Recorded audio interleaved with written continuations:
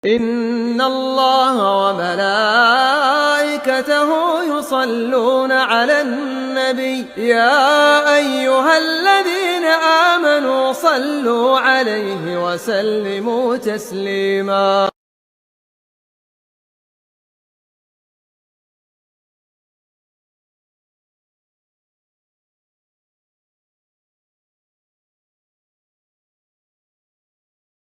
Assalamualaikum warahmatullahi wabarakatuh. Ustaz.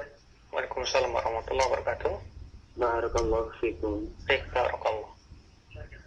Ustaz, saya ada pertanyaan.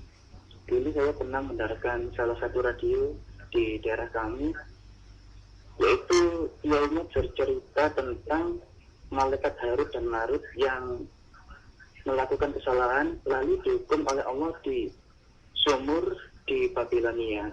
Kemudian kiai tersebut membacakan salah satu ayat dari surat Al-Baqarah yang bercerita tentang malaikat Harut dan Marut tersebut. Namun saya mendapatkan penjelasan dari Radio Roja bahwasanya ayat tersebut maudhu. Yang menjadi pertanyaan, bagaimanakah cerita yang sahih tentang malaikat Harut dan Marut tersebut? Kemudian yang kedua, dalam surat Luqman bercerita kepada mewasiatkan kepada anak-anaknya bahwasanya agar anak-anaknya tersebut tidak berbuat syirik sedikit pun. Yang ini menjadi pertanyaan, siapakah sosok Luqman tersebut? Apakah dia seorang nabi ataukah siapa dia, Ustaz? Kemudian ada lagi satu tambahan bagi ahli penyiar, apakah sudah ada gelombang Roja Free to Air di daerah Surabaya dan sekitarnya? Saya kira cukup pertanyaan Ustaz. Jazakumullah khairan atas jawaban Ustaz. Assalamualaikum warahmatullahi wabarakatuh. Waalaikumsalam warahmatullahi wabarakatuh. Bapak ya, Harut dan Marut yang saya pernah baca dalam kitab-kitab tafsir itu menjadi perselisihan apakah Harut dan Marut malaikat atau bukan. Namun yang dirojikan oleh banyak mufassirin bahwa Harut dan Marut itu adalah malaikat. Ya. Dan itu yang lebih kuat karena ditunjukkan oleh setiap ayat di mana Allah Ta'ala berfirman wa ma unzila 'alal malakaini bi Babila Harut wa Marut, dan apa yang diturunkan kepada dua malaikat di negeri Babylon ya, yaitu Harut dan Marut.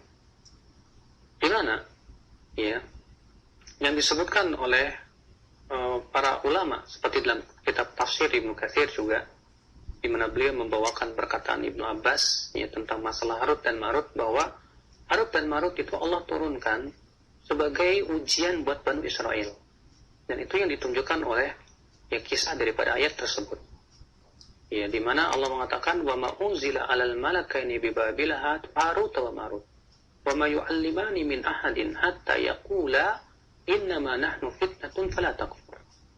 Dan tidaklah dua malaikat ini, yaitu Harut dan Marut, mengajarkan kepada seseorang sihir, sampai mereka berdua berkata dulu kepada orang ini, innama nahnu fitnah, kami ini hanyalah ujian buat kalian.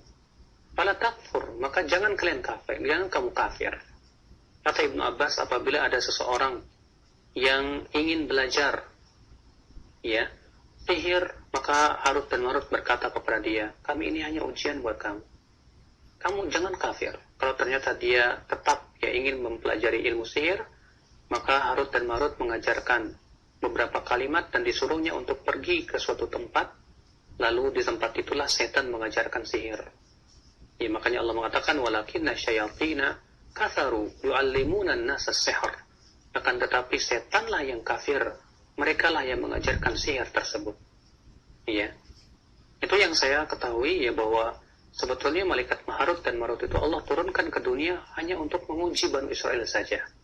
Adapun kisah-kisah yang menyebutkan bahwa Harut dan Marut katanya berzina dengan wanita, ya mereka ingin dijadikan ini, semua itu adalah kabar-kabar Israiliyat yang tidak benar, bahkan itu dinyatakan oleh para ulama akan kedustaannya. Kenapa? Karena didustakan oleh Al-Quran.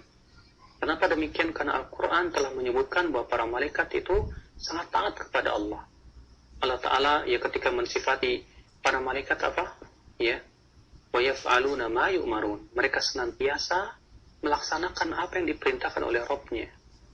Mereka apalah ya, la ya'sunallaha ma amarahum. Para malaikat itu tidak pernah memaksiati Allah terhadap apa yang Allah perintahkan kepada mereka. Dan para malaikat itu tidak pernah berbuat maksiat kepada Allah sedikit pun juga. Maka jelas itu bertabrakan sekali dengan ayat-ayat Al-Quran yang menyebutkan bahwa para malaikat tidak pernah